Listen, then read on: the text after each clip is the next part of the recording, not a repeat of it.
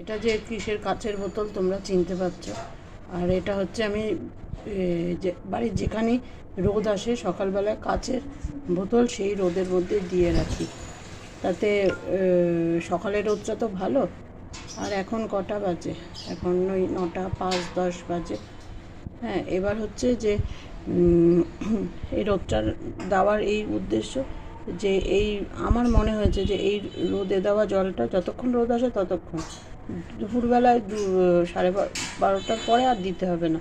জলটা একটু গরম গরম থাকে, এটা ফ্রিজেও রাখতে পারো গরমের সময়। আমার মনে হয় এতে একটুখানি মানে যেহেতু সূর্যের একটা নিজস্ব তেজ, সূর্য আমাদের প্রাণশক্তির উৎস, সেহেতু জলটা হয়তো ভালো হবে বা বাড়ির সকলেই খেতে পারে। আমরা বেশ কয়েকদিন ধরে খাচ্ছি, যেটুকু হয় মানে লিটারকে লিটার, ড্রামকে ড্রাম ভরতে হবে না যে ইয়েতে।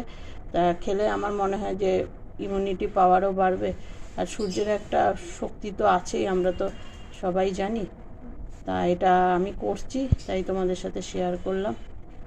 আর হচ্ছে যে ভালো লাগলে একটু জানিও।